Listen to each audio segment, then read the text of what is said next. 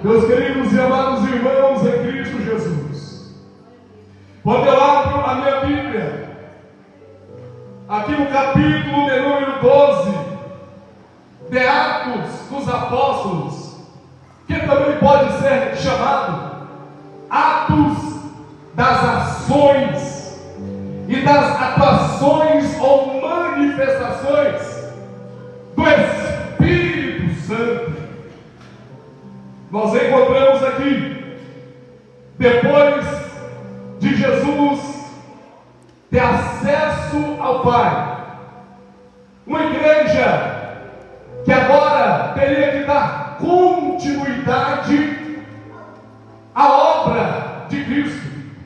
Jesus, antes de fazer a sua ascensão aos céus, ele diz para os seus discípulos: olha, meus discípulos, eu estou indo para a destra do meu Pai, mas eu vou dar poder para vocês, eu vou dar autoridade para vocês expulsar demônios, para vocês curar os enfermos. Se alguma coisa mortífera beber, não lhe fará dano alguma. Jesus é acesso ao trono da majestade das alturas. Agora, os discípulos de Cristo não tinham mais a presença física do seu mestre aqui na terra. A Bíblia nos relata que eles correm para o cenáculo em Jerusalém para buscar o revestimento do Espírito Santo. As histórias nos relatam que por 10 dias eles clamavam a Jesus, porque Jesus havia falado para eles que iria rogar ao Pai, para o Pai mandar para eles o Espírito Santo.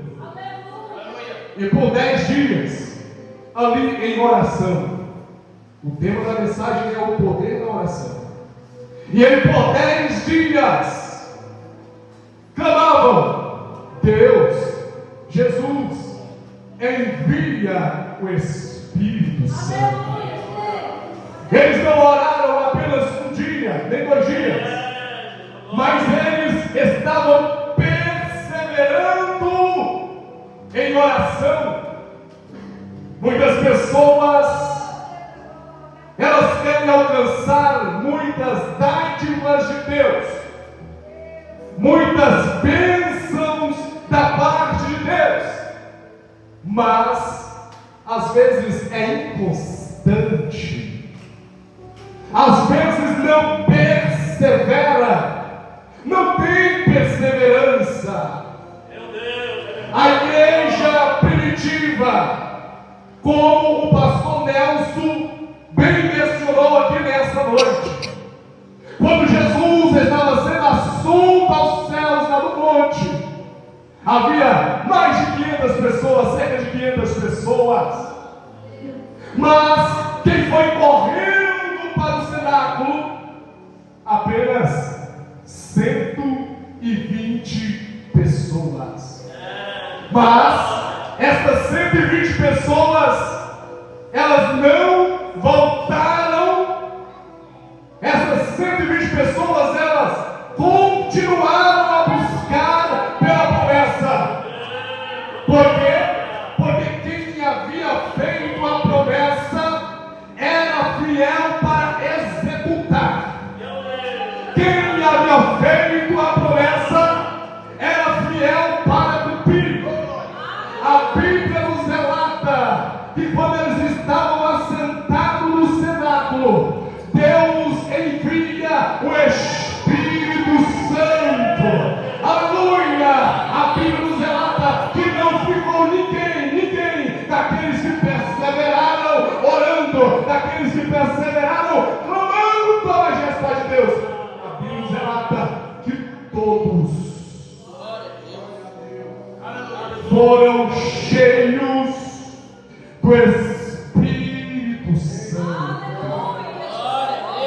e começam a falar em outras línguas daquelas nações. Cerca de 14 nações estavam presentes na festa de Pentecostes, a festa da colheita. Muitas pessoas de vários lugares, de todas as partes da terra, estavam lá em Jerusalém, e de repente, através das línguas daquelas nações, eles começaram a pregoar acerca de Jesus Cristo. E a Bíblia nos relata que na primeira pregação de Pedro, naquele dia, depois que eles receberam a presença do Espírito para os capacitar, quase 3.000 almas se renderam aos pés de Jesus. Aquele homem chamado Pedro, antes de receber a presença do Espírito Santo, ele estava lá no cenáculo, trancafiado. Mas depois que ele recebe o revestimento de poder da parte de Deus, pelo Espírito Santo, irmãos, a partir deste momento, aquele homem começa a ficar ousado na presença de Deus. Porque o homem, porque a mulher que tem a presença do Espírito Santo, este homem, esta mulher não é tímida, pelo contrário, este homem e esta mulher é destemida. Aonde ele chega, aonde ela chega, ele e ela faz a diferença. Sabe por quê?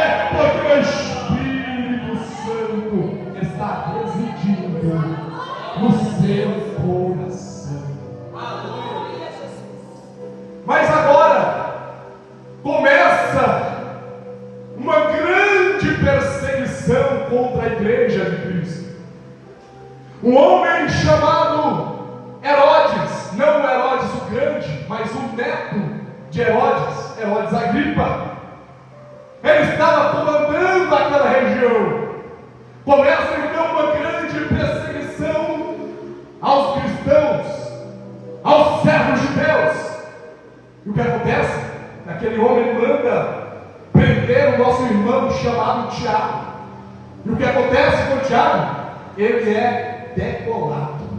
Mete-lhe, pastor Nelson, a espada em seu pescoço e o mata.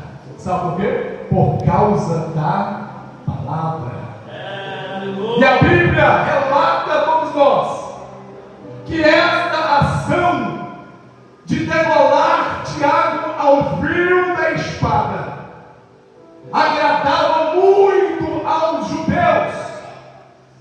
Então manda encerrar o nosso irmão chamado Pedro na prisão. Pedro, aquele homem que foi escolhido para ser o apóstolo de nosso Senhor e Salvador Jesus Cristo. Pedro, aquele homem a qual Jesus fez uma pergunta para os seus discípulos, perguntando da seguinte maneira: quem os filhos dos homens dizem que eu sou? Uns diziam que Jesus era Elias, outros Jeremias, outros falavam que Jesus era alguns apóstolos, profetas. Mas Jesus, ele vira para os seus discípulos e pergunta: e vós, quem dizeis que eu sou?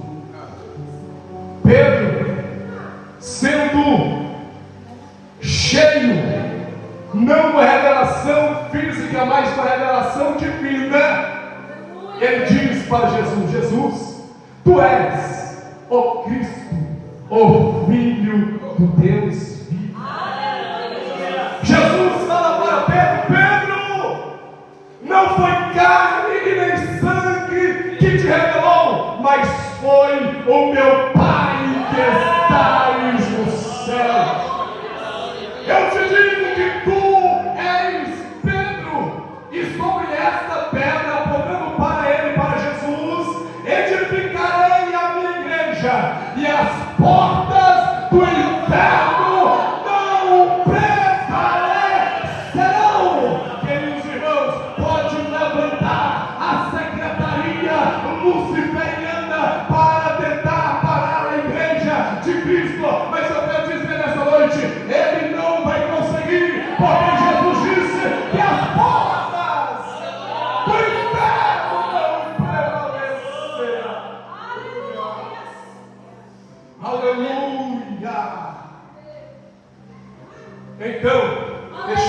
chamado Pedro estava sendo aguardado para ser morto depois da Páscoa. Mas o que estava acontecendo?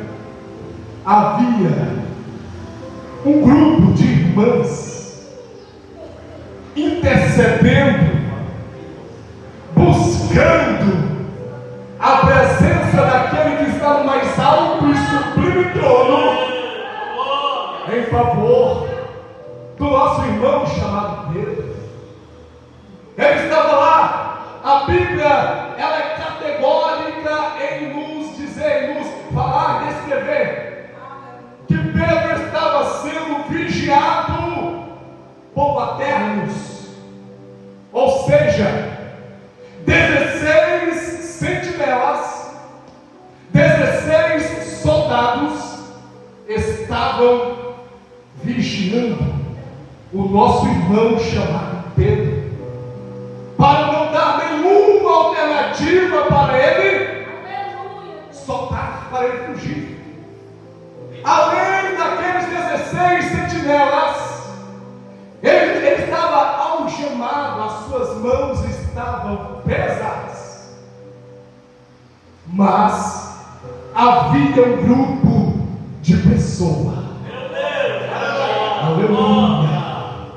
A igreja do Senhor estava intercedendo a Deus a favor de Pedro. Deus, liberta o nosso pastor daquela prisão. Deus, solta o nosso pastor daquela cela. Você sabe o que aconteceu? A Bíblia narra-nos que Deus ouviu a oração daquelas irmãs. A Bíblia nos relata que ele envia um anjo, e aquele anjo, naquela noite, naquela cela escura, aquele homem preso, quando aquele anjo chega naquele cárcere, aqueles sentinelas ficam como se estivessem mortos, sem entender patavina, sem entender nada. Ele entra e chega diante de Pedro e fala da seguinte maneira: toca em Pedro e fala, levanta, coloca as suas sandálias, coloca a sua capa e segue. Pedro, então, aquele homem que estava dormindo, aquele homem que seria morto no outro dia, aquele homem que praticamente já estava sentenciado à morte, ele levanta, coloca as suas sandálias, coloca a sua capa e vai seguindo aquele anjo. Mas ele pensava que era uma visão que ele estava tendo. Ele não estava entendendo. Mas será que é um sonho que eu estou tendo aqui? Será que é uma visão? Mas ele simplesmente obedecera a ordem daquele anjo, e ele foi seguindo aquele anjo. De repente, eles chegaram no portão de ferro, e a Bíblia nos relata, esse controle automático, ele não foi inventado agora pelos homens do século 21, não. Deus, ele tem o controle de todas as coisas. Glória a Deus. Aleluia. Deus é aquele que abre porta aonde não tem parede. O Deus a qual nós servimos é o Deus que abre caminho no meio do mar.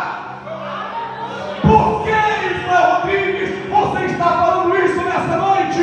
Porque não existe nada impossível para o Deus que nós servimos. Quantos acreditam no Deus que serve? Aleluia, aleluia, aleluia. Eu creio que nesta noite tem pessoas que de fato acreditam no Deus que fez os céus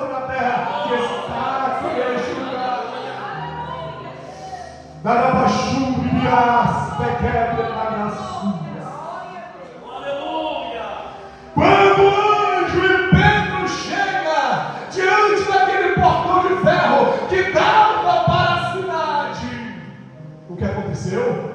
Aquele portão, ele se abre automaticamente. Não precisou a mão humana chegar lá e abrir aquele portão. Não precisou a mão humana chegar lá e passar para lá aquele portão. Não! Eles passaram. Quando Pedro já estava lá fora, naquela prisão, aí ele cai a ficha. Ele cai a ficha e fala: agora eu sei que não foi uma visão, não foi revelação que eu tive. Agora eu sei, eu tenho certeza que foi Deus que enviou o seu anjo para me livrar da prisão, para me livrar dos desejos daqueles homens, dos judeus que estavam querendo matar. Agora eu sei que foi Deus que enviou o seu anjo e me livrou da mão de Herodes. Ele, cogitando, resolveu ir até a casa da irmã Maria. Ao chegar lá, ele bate na porta. Irmã Maria, abre a porta, irmã Maria. E as irmãs estavam orando, buscando a Deus. E uma menina, uma serva chamada Rode, ela escuta aquele homem batendo na porta e vai lá para ver quem era. E ao chegar lá, ela escuta a voz de Pedro do lado de fora. Aquela menina, ela de tanta alegria, de tanta felicidade, ela não abre a porta para Pedro entrar. Mas aquela menina, ao invés de abrir a porta, depois de ter escutado a voz de Pedro, ela vai correndo para as irmãs e começa a falar: irmãs, o nosso pastor está lá fora.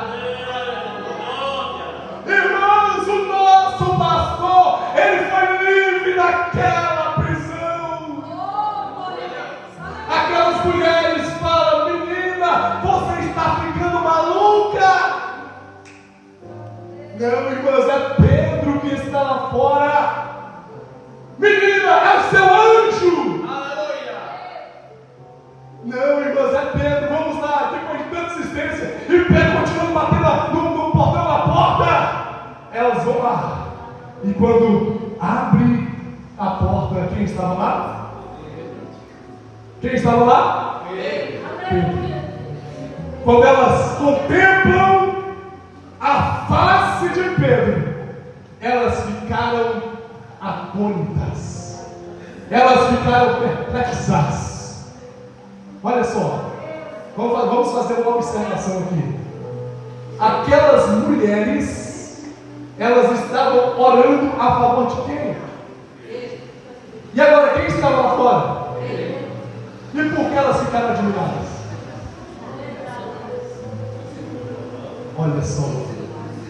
Olha só, queridos.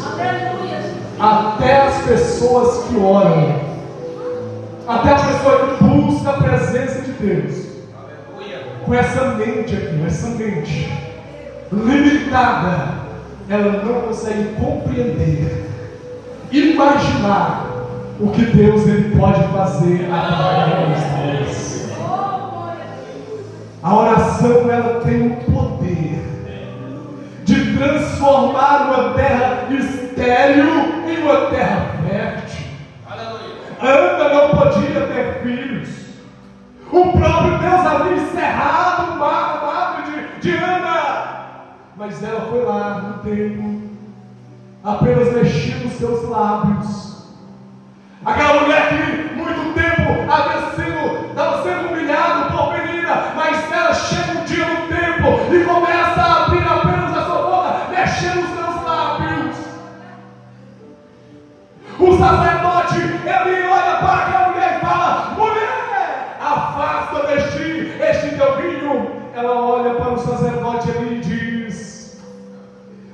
Senhor, eu não estou embriagada como o Senhor está pensando.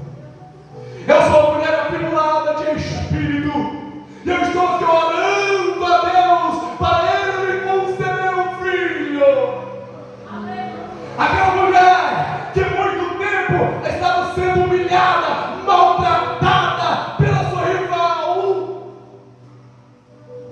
O profeta, o sacerdote, melhor dizendo, Eli, olha para ela e fala da seguinte maneira: mulher, pode voltar em paz para a sua casa, que o Deus de Israel te conceda a petição que tu fizeste hoje.